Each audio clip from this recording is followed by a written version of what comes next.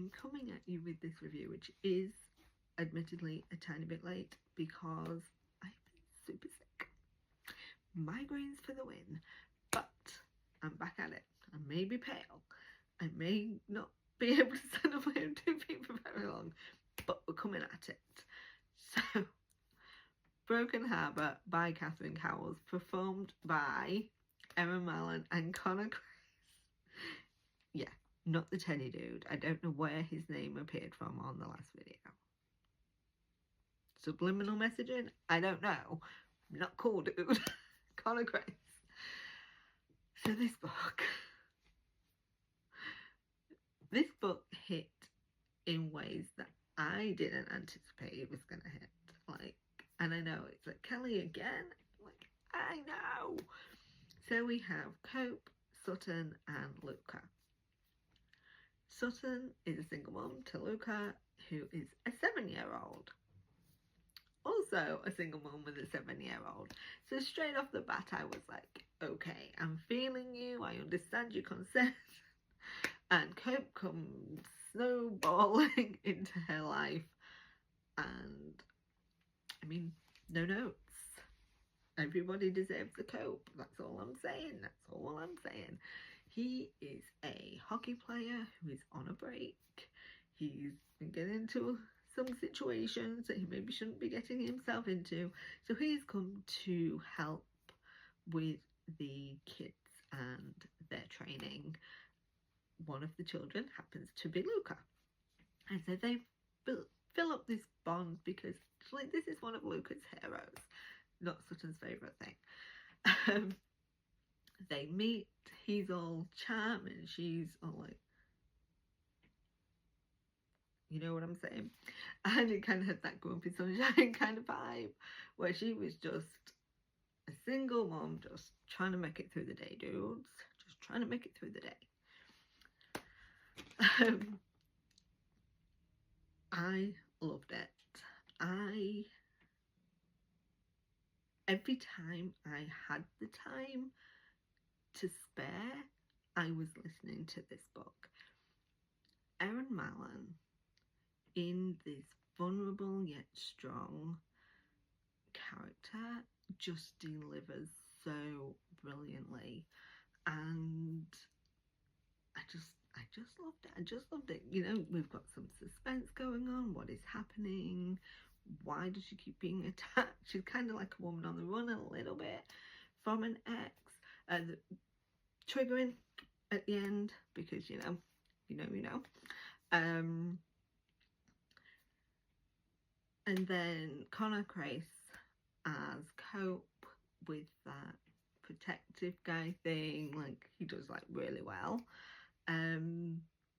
There is a scene in this again that hit me quite hard. They're sitting and talking to Luca. He's very upset and he has to learn some truths, and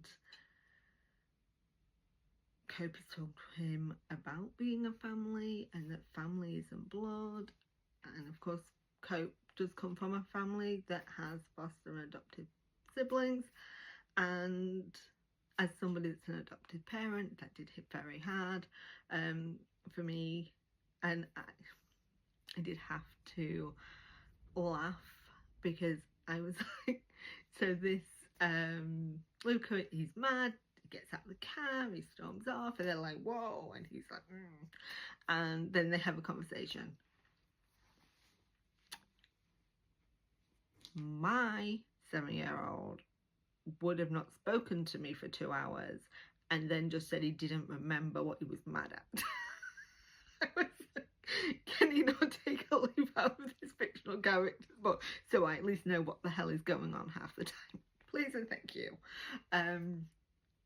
But it is, to me, it's always so special when we see these characters and they talk about the fact that blood doesn't make a family, and that you can have just so much love for somebody that didn't come out of your body or out of your...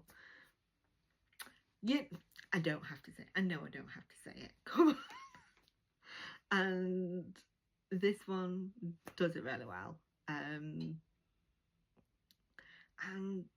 I am all for more adoption in books. Stop saying Kelly, like seriously. Migraine Fog, I'm sorry. I just need to tell you about this book. There is some teeth grinding, hand wringing moments as well. Some gasping moments, like I gasped. That was the first time. But then, when you find out about that gasping thing, and what led to the gasping thing, what? I was not prepared. Not prepared. I also think what they did really well in both performance and writing is showcasing how somebody's trauma can be so deep rooted and the impact that can have on them as they go into adulthood and as they access life, and how without help that can escalate. I mean, obviously this is fiction, but some fictions, you know, are rooted in reality, and I just thought that was done incredibly well as well. I love all of these characters. I cannot wait for the next one. The only one I haven't done in this series is book 1, which I need to do, and I think if you're in the US and you have an Audible account, it's in the 2 books for 1 credit offer, which ends today, so make with the clicky. Now, triggering content. There is quite a bit that is covered. Most is off page, but just so you are aware. There is a physical assault in the prologue. It comes in hot. It is only physical, it is not sexual, but it is man on woman. In fact, I believe it was 2 on 1. There are more moments of assault later on in the book as well. There is obviously adoption and fostering is mentioned. There is addiction. There is, what else? Oh my goodness, I'm sure there was something else. There is a death. There is death of a friend, and there is also death of a parent and a sibling in past tense, so it's a recollection of what happened. And I think, if memory serves, look, my memory's crap, there is also drowning. Again, not in detail. That one is actually triggering to me, which I didn't realise until recently that was, although I should have. And I was fine. It was more just conversational. But just so you know, if any of those things are something that you struggle with, just be aware of it going in, so that you know, protect your peace.